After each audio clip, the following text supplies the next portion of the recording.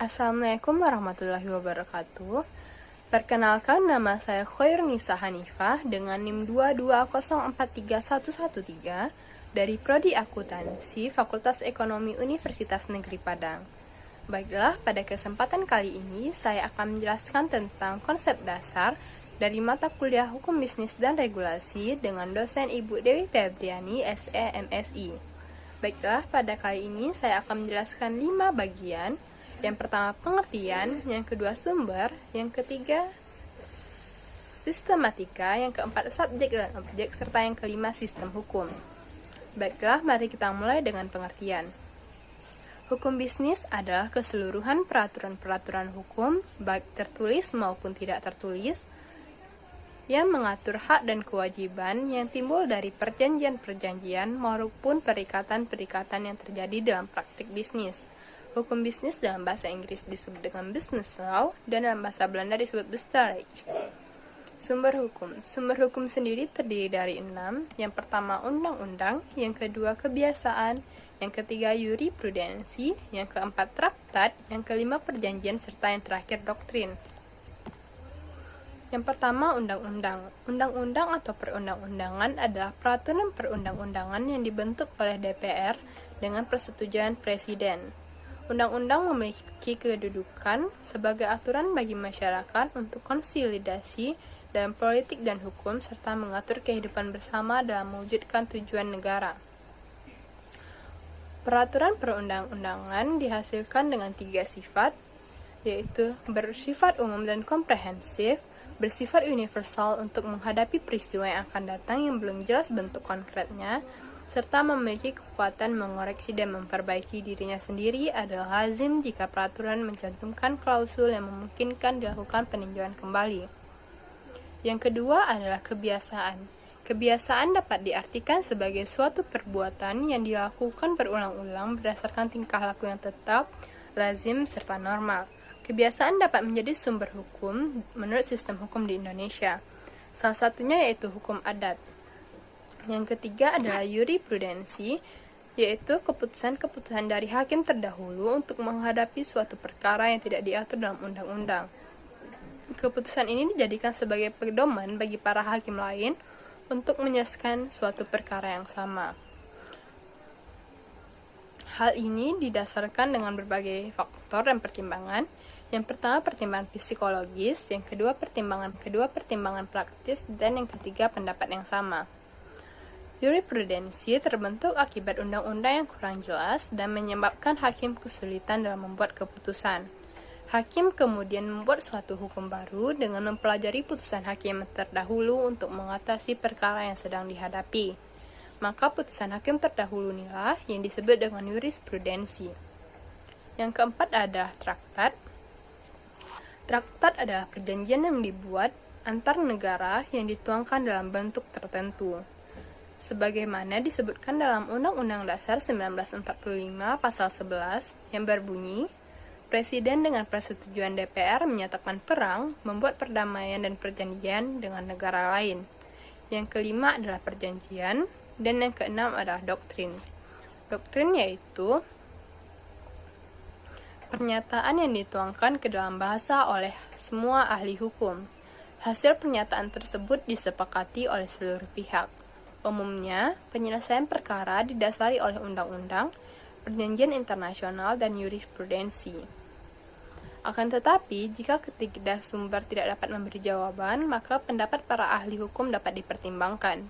Pendapat ahli hukum yang dapat menjadi doktrin adalah pendapat yang telah menjadi keputusan hakim. Baiklah, yang selanjutnya adalah sistematika hukum. Sistematika hukum sendiri terdiri dari 2. Yang pertama hukum publik, dan yang kedua hukum privat. Hukum publik adalah hukum yang mengatur hubungan antara negara dan perseorangan atau mengatur kepentingan umum. Hukum publik ada 4 jenis, yaitu hukum tata negara, hukum pidana, hukum administrasi negara, dan hukum internasional. Yang kedua adalah hukum privat, yaitu hukum yang mengatur hubungan antara perseorangan atau mengatur kepentingan perseorangan, yang terdiri dari 2, yaitu hukum sipil atau perdata dan hukum dagang. Selanjutnya kita akan membahas hukum publik, yaitu Yang pertama hukum tata negara, yang kedua hukum administrasi negara, yang ketiga hukum internasional, dan yang keempat hukum pidana. Yang pertama adalah hukum tata negara. Hukum tata negara adalah hukum yang mengatur tentang kelembagaan negara serta praktik-praktik kenegaraan, seperti pembentukan undang-undang sebagai sumber hukum, hierarki lembaga negara, dan hubungan antar berbagai lembaga negara, baik eksekutif, legislatif, dan yudikatif. Selanjutnya adalah hukum administrasi negara, yaitu hukum yang mengatur tata cara dan tindakan dalam menyelenggarakan keputusan yang diambil negara. Hukum ini sering juga disebut dengan hukum tata usaha negara. Yang ketiga adalah hukum internasional, yaitu hukum yang mengatur hubungan dan pola perilaku antar negara dan lembaga internasional yang melibatkan banyak negara. Serta yang terakhir adalah hukum pidana, yaitu hukum yang mengatur mengenai larangan dan sanksi atas pelanggaran guna mencegah terjadinya hal-hal yang merugikan. Selanjutnya adalah hukum privat. Hukum privat sendiri terdiri dari dua, yaitu hukum dagang dan hukum sipil atau perdata. Hukum dagang adalah hukum yang mengatur hubungan antara perorangan atau badan berkaitan dengan bisnis. Sumbernya yang menjadi rujukan ada 3, yaitu hukum tertulis yang sudah dikodifikasi, yang kedua hukum tertulis yang belum dikodifikasi, serta hukum kebiasaan. Selanjutnya ada hukum sipil, yaitu hukum yang mengatur hubungan kepentingan perorangan antara satu orang dengan yang lainnya yang berdasarkan dengan hukum internasional. Selanjutnya adalah subjek dan objek. Subjek adalah sesuatu yang menurut hukum dapat memiliki hak dan kewajiban yang memiliki kewenangan untuk bertindak, seperti warga negara. Sedangkan objek adalah segala sesuatu yang bisa berguna bagi subjek hukum dan dapat menjadi pokok suatu hubungan hukum yang dilakukan subjek hukum. Biasanya dinamakan dengan benda atau hak yang dikuasai oleh subjek hukum. Baiklah, selanjutnya kita akan membahas tentang sistem hukum. Sistem hukum sendiri yaitu terdapat dari beberapa komponen. Yang pertama adalah materi hukum, yang kedua aparatur hukum, yang ketiga budaya hukum, yang keempat sarana dan prasarana hukum, serta yang kelima pendidikan hukum. Materi hukum yaitu kaidah-kaidah yang ada di peraturan perundang-undangan, baik tertulis maupun tidak tertulis, yang berkembang di masyarakat yang berbangsa dan bernegara.